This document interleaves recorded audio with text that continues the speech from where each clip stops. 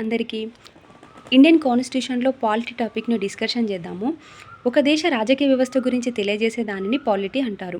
ఒక దేశ రాజకీయ వ్యవస్థ అనగా ఆ దేశ శాసనశాఖ, ఆ దేశ కార్యనిర్వాహక శాఖ, న్యాయశాఖ ఈ మూడింటిని కలిపి ఆ దేశ రాజకీయ వ్యవస్థ అంటారు. శాసనశాఖ ప్రధాన విధి ఏంటంటే శాసనాలను రూపొందించడం. మన దేశంలో 2 శాసన శాఖలు కలవు. కేంద్ర స్థాయిలో ఒక శాసనశాఖ ఉంటుంది, రాష్ట్ర స్థాయిలో ఒక శాసనశాఖ ఉంటుంది. కేంద్ర స్థాయిలో శాసనశాఖను పార్లమెంట్ అంటారు. పార్లమెంటును ఏం చేస్తుంది అంటే చట్టాలను రూపొందిస్తుంది. ఈ పార్లమెంటు రూపొందించిన చట్టాలు దేశం మొత్తానికి వర్తిస్తాయి. పార్లమెంట్ అంటే ఎవరు అంటే రాజ్యాంగంలో ఉన్న ఆర్టికల్ 79 ప్రకారము పార్లమెంట్ అనగా లోక్సభ, రాజ్యసభ, రాష్ట్రపతి ఈ ముగ్గురిని కలిపి పార్లమెంట్ అంటారు. వాస్తవంగా రాష్ట్రపతి అనే వ్యక్తి లోక్సభలో కానీ రాజ్యసభలో కానీ సభ్యుడు కాదు, పార్లమెంట్లో అంతర్భాగంగా పరిగణిస్తారు.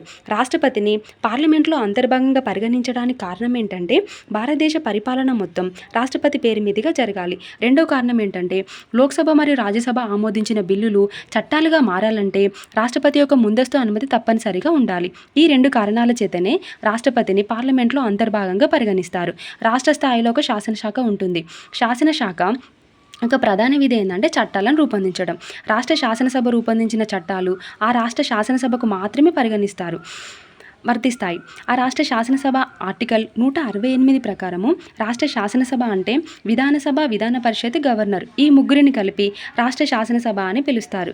గవర్నర్ అనే వ్యక్తి విధానసభలో కానీ విధాన పరిషత్తులో కానీ సభ్యుడు కాదు, కానీ రాష్ట్ర శాసనసభలో అంతర్భాగంగా పరిగణిస్తారు. కొన్ని రాష్ట్రాల్లో విధాన పరిషత్ మాత్రమే ఉంది, అన్ని రాష్ట్రాల్లో విధాన పరిషత్ లేదు. విధాన పరిషత్ ఉన్న రాష్ట్రాలు 6. అవేంటంటే ఉత్తరప్రదేశ్, బీహార్, మహారాష్ట్ర, కర్ణాటక, ఆంధ్రప్రదేశ్, తెలంగాణ. రెండవది కార్యనిర్వాహక శాఖ. కార్యనిర్వాహక శాఖ విధి ఏంటంటే దేశ పరిపాలనను నిర్వహిస్తుంది లేదా శాసనశాఖ చేసిన చట్టాలను అమలు చేస్తుంది. మన దేశంలో రెండు స్థాయిలలో కార్యనిర్వాహక శాఖలు కలవు. రాష్ట్ర స్థాయిలో ఒకటి, కేంద్ర స్థాయిలో ఒకటి. కేంద్ర స్థాయిలో ఉన్న కార్యనిర్వాహక శాఖను కేంద్ర మంత్రిమండలి అంటారు, సెంట్రల్ కౌన్సిల్ ఆఫ్ మినిస్టర్స్. పరిపాలన నిర్వహిస్తుంది లేదా శాసనశాఖ చేసిన చట్టాలను లేదా పార్లమెంటు చేసిన చట్టాలను అమలు చేస్తుంది. కేంద్ర మంత్రిమండలి చేసే పరిపాలనను దేశం మొత్తానికి వర్తిస్తాయి. కేంద్ర మంత్రిమండలిలో గరిష్టంగా ఎంతమంది ఉండాలి, కనిష్టంగా ఎంతమంది ఉండాలి అని రాజ్యాంగం అమల్లోనికి వచ్చినప్పుడు వాస్తవంగా చెప్పలేదు. అయితే 2003 సంవత్సరంలో 91 రాజ్యాంగ సవరణ ద్వారా లోక్సభలో ఉన్న మొత్తం సభ్యులలో 15% మించకుండా కేంద్ర మంత్రిమండలి నియామకం చేసుకోవచ్చు అని రాజ్యాంగ సభను చేయడం జరిగింది. ఆర్టికల్ 75 క్లాస్ 1A చేర్చడం జరిగింది. లోక్సభలో టోటల్ ఎంతమంది ఉన్నారంటే 543 మంది ఉన్నారు. 543 మందిలో 15% అంటే 81 మంది వస్తారు.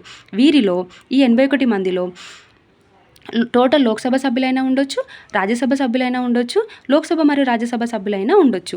భారతదేశం పార్లమెంటరీ తరహా వ్యవస్థను అనుసరించడం వలన ప్రధానమంత్రి అత్యంత కీలక పాత్ర పోషిస్తాడు. రాష్ట్ర స్థాయిలో కార్యనిర్వాహక శాఖ ఉంటుంది, దానిని రాష్ట్ర మంత్రిమండలి అంటారు, స్టేట్ కౌన్సిల్ ఆఫ్ మినిస్టర్స్. రాష్ట్ర మంత్రిమండలి యొక్క విధి ఏంటంటే పరిపాలన నిర్వహిస్తుంది లేదా రాష్ట్ర శాసనసభ చేసిన చట్టాలను అమలు చేస్తుంది. ఈ రాష్ట్ర మంత్రిమండలి చేసే పరిపాలన ఆ రాష్ట్రానికి మాత్రమే పరిమితమై ఉంటుంది. రాష్ట్ర మంత్రిమండలిలో గరిష్టంగా ఎంతమంది ఉండాలి, కనిష్టంగా ఎంతమంది ఉండాలి అని రాజ్యాంగం అమల్లోనికి వచ్చినప్పుడు పేర్కొనలేదు. 2003 సంవత్సరంలో 91 రాజ్యాంగ సవరణ ద్వారా గరిష్టంగా విధానసభలో ఉన్నటువంటి మొత్తం సభ్యులలో 15% మించకుండా, కనిష్టంగా 12 మందికి తగ్గకుండా రాష్ట్ర మంత్రిమండలి నియామకం చేసుకోవచ్చు. కేంద్రంలో అయితేనేమో గరిష్టంగా 15%, కానీ కనిష్టంగా ఎంతమంది ఉండాలో మెన్షన్ చేయలేదు. కానీ రాష్ట్ర స్థాయిలో మాత్రం 12 మందికి తగ్గకుండా రాష్ట్ర మంత్రిమండలిని నియామకం చేసుకోవచ్చు. ఎగ్జాంపుల్ చూద్దాం. పెద్ద రాష్ట్రంలో ఉత్తరప్రదేశ్ ఉంది, 403 మంది ఉన్నారు. దాంట్లో 15% అంటే 60 మంది వస్తారు. గరిష్టంగా ఉన్నారు, కనిష్టంగా 12 మంది ఉన్నారు. ఈ రాష్ట్రంతో ఏం ప్రాబ్లం లేదు. ఆంధ్రప్రదేశ్ ఉంది, విధానసభలో 175 మంది ఉన్నారు. 15% అంటే 27 మంది వస్తారు. 27 మంది అంటే గరిష్టంగా ఓకే, కనిష్టంగా ఓకే. తెలంగాణ విధానసభ చూసుకుందాం, 119 మంది ఉన్నారు. 15% అంటే 18 మంది వస్తారు. పెద్ద రాష్ట్రాలతో ఏం ప్రాబ్లం లేదు. చిన్న రాష్ట్రాలు చూసుకుందాం. సిక్కిం రాష్ట్రం ఉంది, ఇప్పుడు 32 మంది ఉన్నారు. 32 మంది అంటే 15% అంటే 5 మంది వస్తారు. మరి 5 మంది నియామకం చేసుకోవచ్చా? గరిష్టంగా 5 మంది ఉన్నారు, కనిష్టంగా 12 మంది తప్పనిసరిగా ఉండాలి కదా.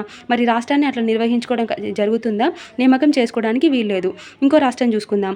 గోవా ఉంది, గోవా 40 మంది ఉన్నారు. 40 మందిలో 15% అంటే 6 వస్తారు. ఈ రాష్ట్రాన్ని నియామకం చేయడానికి వీలుంటుందా? వీలుండదు. 12 మంది ఖచ్చితంగా ఉండాలి. అయితే నియామకం చేసేది గవర్నరు రాష్ట్ర ముఖ్యమంత్రి యొక్క సలహా మేరకు నియామకం చేస్తాడు. విధానసభ సభ్యులై ఉండొచ్చు, విధాన పరిషత్ సభ్యులైనా ఉండొచ్చు, విధానసభ మరియు విధాన పరిషత్ సభ్యులైనా ఉండవచ్చు. న్యాయశాఖ విధి ఏంటంటే న్యాయ సమీక్ష చేసి తీర్పులను ఇవ్వడం జరుగుతుంది. న్యాయ సమీక్ష అంటే న్యాయశాఖ చేసిన చట్టాలు, కార్యనిర్వాహక చేసిన పరిపాలన మొత్తము రాజ్యాంగబద్ధంగా ఉన్నాయా లేదా అని పరిశీలించడమే న్యాయ సమీక్ష చేయడం అంటారు. న్యాయ సమీక్షను అమెరికా రాజ్యాంగం నుంచి తీసుకున్నాము. మన దేశంలో 2 స్థాయిలలో న్యాయశాఖలు కలవు. కేంద్ర స్థాయిలో న్యాయశాఖ ఉంటే సుప్రీంకోర్టు అంటారు. రాష్ట్ర స్థాయిలో న్యాయశాఖ ఉంటే హైకోర్టు అంటారు. కేంద్ర స్థాయిలో న్యాయశాఖను సుప్రీంకోర్టు అంటారు. సుప్రీంకోర్టు అనేది దేశంలో ఉన్న అత్యున్నతమైన న్యాయస్థానం కాబట్టి న్యాయశాఖ చేసిన చట్టాలు, కార్యనిర్వాహక చేసిన పరిపాలన రాజ్యాంగబద్ధంగా ఉన్నాయా లేదా అని పరిశీలించడమే, న్యాయ సమీక్ష చేసి తీర్పులను ఇవ్వడమే సుప్రీంకోర్టు యొక్క పని. 2 రకాలు ఉంటాయి. అంటే పాజిటివ్గా రాజ్యాంగబద్ధంగా ఉంటే ఓకే, రాజ్యాంగబద్ధానికి విరుద్ధంగా ఉంటే కొట్టివేయడం జరుగుతుంది సుప్రీంకోర్టు. అయితే 2015లో అక్టోబర్ 16న 99వ రాజ్యాంగ సవరణ ద్వారా ఎన్జేఏసీ నేషనల్ జ్యుడిషియల్ అపాయింట్మెంట్ కమిషన్ను సుప్రీంకోర్టు కొట్టివేయడం జరిగింది నెగిటివ్గా ఉండడం కారణంగా. రాష్ట్ర స్థాయిలో న్యాయశాఖను హైకోర్టు అంటారు. ఒక రాష్ట్ర హైకోర్టు యొక్క విచారణ పరిధి ఆ రాష్ట్రానికి మాత్రమే పరిమితమై ఉంటుంది. రాష్ట్ర శాసనశాఖ చేసిన చట్టాలు, రాష్ట్ర కార్యనిర్వాహక చేసిన పరిపాలనా చర్యలు రాజ్యాంగానికి అనుకూలంగా ఉన్నాయా లేదా అని పరిశీలించి తీర్పులు ఇవ్వడమే హైకోర్టు యొక్క పని. ఇవి కూడా 2 రకాలు. పాజిటివ్గా ఉంటేనేమో ఓకే, నెగిటివ్గా ఉంటే కొట్టివేయడం జరుగుతుంది హైకోర్టు. థ్యాంక్ యూ అండి.